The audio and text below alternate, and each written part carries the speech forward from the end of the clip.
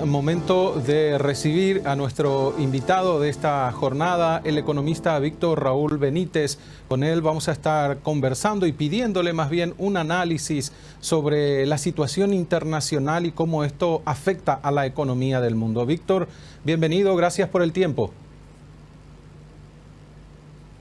Ok, muchas gracias. Bien, Víctor, este tema de especie de guerra arancelaria que se desató con la llegada de Donald Trump al gobierno de Estados Unidos, unida y vuelta entre varios países, ¿cómo puede llegar a afectar a la economía global en primer término y después seguro vamos a ir bajando a nuestra región? Sí, el mundo ya venía, de hecho, en un proceso de fragmentación de mercados, proteccionismo. Incluso antes de Trump había una recesión geopolítica.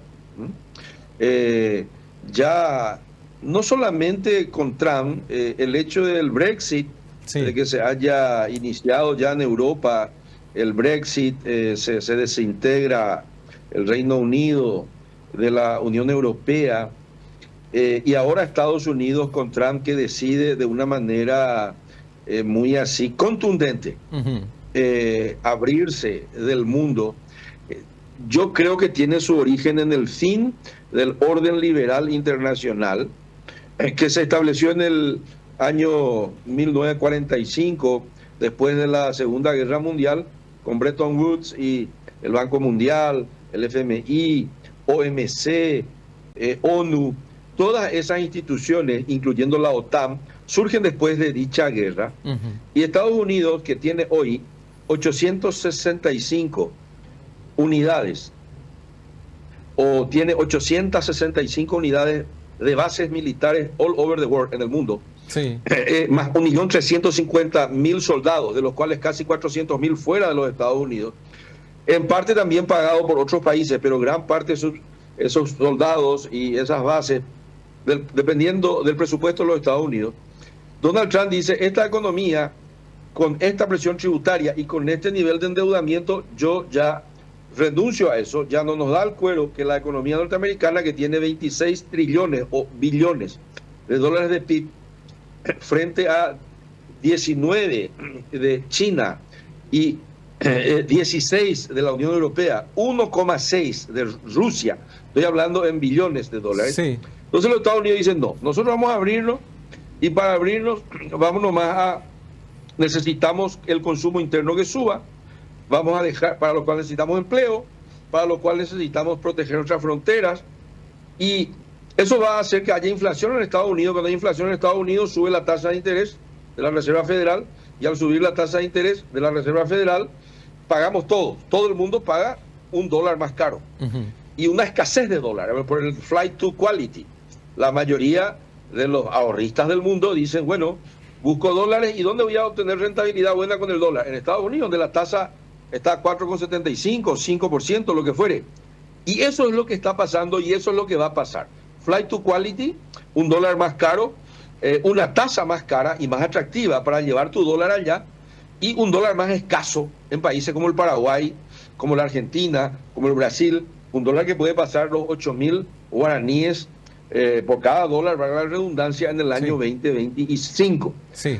Y también vamos a necesitar una neoindustrialización en países subdesarrollados. Vamos a tener que, si los Estados Unidos dicen, miren, vamos a consumir más productos nacionales, ¿quiénes somos nosotros para no decir lo mismo?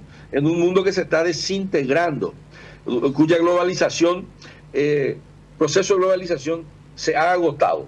Repito, estamos mirando el fin del orden liberal internacional después de la guerra, de la Segunda Guerra Mundial, después de la Primera Guerra Fría, y ya estamos en una Segunda Guerra Fría, donde no es con la URSS, sino que es con China. Ese es un poco mi análisis preliminar.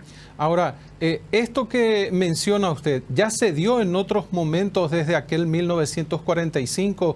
¿Otros países han intentado esto que está planteando ahora Donald Trump?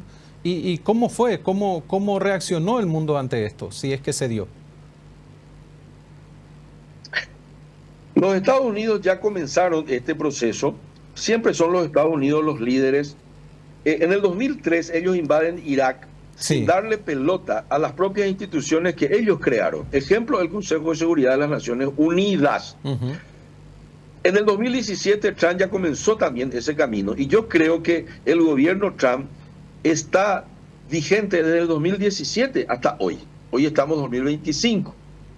Es decir, estamos 8 años ya prácticamente del gobierno de Trump, porque el gobierno del señor Biden para mí es un interregno o interreño, no sé cómo se pronuncia, es un intervalo, interreño, sí, es un interreño nomás entre, dentro del gobierno de Trump entra un ratito nomás Biden y sale rápidamente sin mucho éxito, y Biden inclusive estaba ya también de alguna manera irrespetando el orden anterior basado en reglas.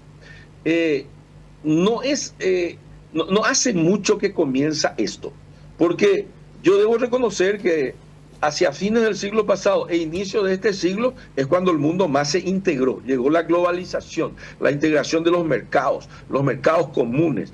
China, que tiene procesos de integración de procesos productivos, valga la redundancia, ¿verdad? Con México, con Perú, con Brasil. En Brasil se fabrican automóviles chinos, hasta hoy. Entonces, ese proceso es el que abruptamente para. Y vuelvo a repetir, según lo que yo creo. ¿Por qué para?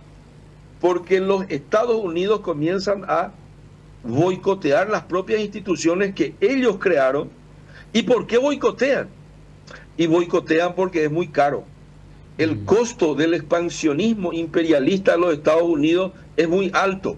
Y Trump dice, no, vamos nomás ahora a achicarnos, un downsizing estatal, y por eso vamos a abrirnos del mundo.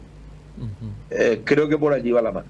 Ahora, todo esto que él está exponiendo, está diciendo, lo mencionó incluso en su discurso en el Capitolio, ¿qué genera en el mundo en materia económica específicamente? ¿Qué podemos esperar nosotros, un país bastante alejado de Estados Unidos, pero dentro de esa globalización también conectado? Hoy vendemos carne a Estados Unidos, tal vez no en la cantidad que deseáramos, pero sí estamos en ese mercado. ¿Cómo afecta todo esto, Víctor? Sí, hay algunas cuestiones en el comercio, hay otras cuestiones en el tipo de cambio, que ya comenté, voy a repetir, y hay otras cuestiones en el comportamiento de nuestro sector real. A la estabilidad cambiaria creo que afecta. No van a bajar las tasas. Al no bajar las tasas tan rápidamente, creo que la incertidumbre, pues, el precio del riesgo y de la incertidumbre se llama tasa. Entonces, cuando la tasa se mantiene alta, estos nuestros proyectos del norte, de celulosa, de cemento o algunos proyectos energéticos pueden quedar demorados en el sector real de la economía paraguaya. Primera cuestión. Segunda cuestión, el tipo de cambio puede, si dejamos de exportar las cantidades que exportábamos en un mundo más proteccionista, traeremos menos dólares y el tipo de cambio entonces sube. Este es el segundo, claro, ese es el segundo elemento. Pero hay que ver lo positivo. Lo positivo es que eso puede obligar a que los emprendedores paraguayos se pongan los pantalones largos y sustituyan importaciones, así como otros sustituirán sus importaciones, que son nuestras exportaciones.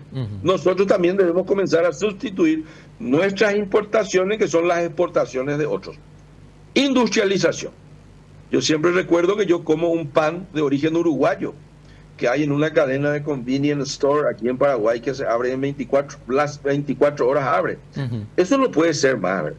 Nosotros tenemos que consumir más alimentos de origen nacional. Fruti, horti, no podemos seguir trayendo tomate del Seraza, que es el mercado de abasto de Foz de Iguazú. Lechuga, tomate, papa, cebolla.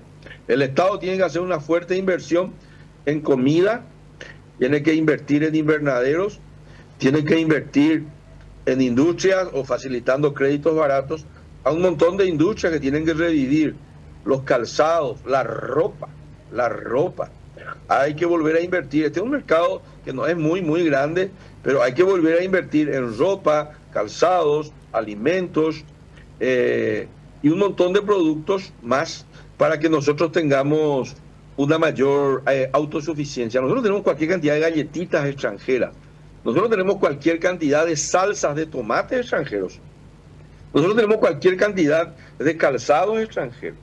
Nosotros tenemos mucha ropa que viene de San Pablo y viene ahí de Buenos Aires. Venía en la época en que había la conveniencia con la Argentina. Sí.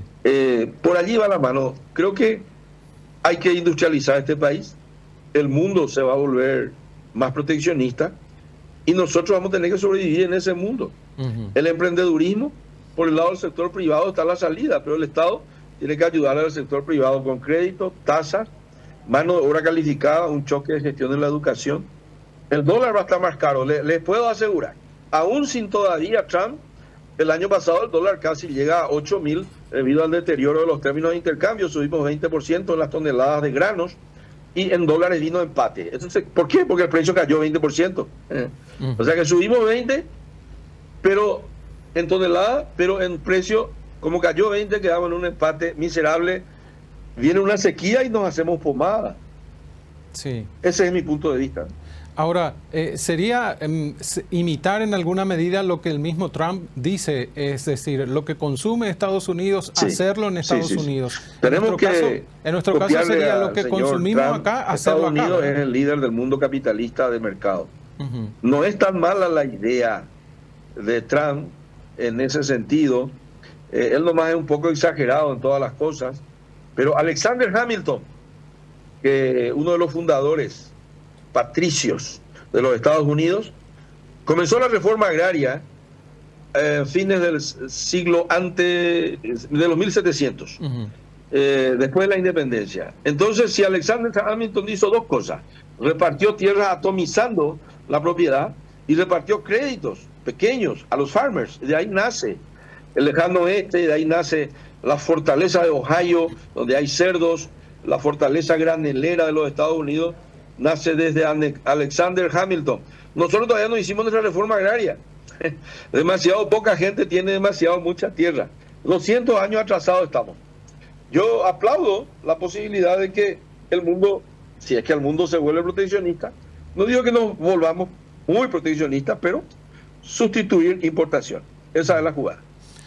¿Qué pasa con aquellos sectores que dicen, por ejemplo, me es más barato traer cosas de afuera que fabricarlas en el país? Si bien las condiciones de nuestro país son muy diferentes a las que se dan en nuestros vecinos, pero ¿cuál podría ser la respuesta para esa gente para que cambie ese paradigma y finalmente invierta para producir en Paraguay lo que el Paraguay consume? Lo barato sale caro. Al final de cuentas, cuando uno mete el contrabando, ese en el corto plazo nomás es conveniente, calzados o ropa de contrabando, porque deja de haber ingresos en Carapeguá, en Itá, en Yaguarón, y ese ingreso al final de cuentas es consumo. El país tiene que cerrar su frontera. ¿O ustedes creen que Uruguay, que es un país carísimo, deja nomás que entre cualquier mercadería de Argentina o de Brasil? No, ellos protegen su mercado. Sea gobierno de derecha, como el que se acaba de ir, o el gobierno de izquierda que ahora entra. Hay que proteger, además de que es algo ilegal. Nosotros nomás los paraguayos vanagloriamos y se le hace bien a la gente pobre que entre el contrabando. No, le hace mal. En el muy corto plazo le hace bien para pasar 3, 4 meses, un año, pero en 2 años, 3 años, 4 años, esa gente no consigue trabajo, ni siquiera como horticultor acá en J. Augusto Saldívar, se empobrece, y cada vez necesita más subsidios del gobierno. El proyecto Hambre Cero, que da de comer a 1.200.000 niños, es porque este pueblo está empobrecido. Ayer dijo Enrique Herrera, por primera vez en la historia del Paraguay, historia reciente, un país que produce alimentos para 100 millones de personas, dijo ayer, en un sincericidio, Enrique Herrera, vocero oficial de la mesa de ministros que ayer se reunió con el señor presidente. Digo, por primera vez le da un país que produce 1.200.000, para 100 millones de personas le da de comer a 1.200.000 niños. Yo tendría vergüenza de decir eso. Se me cae la vergüenza.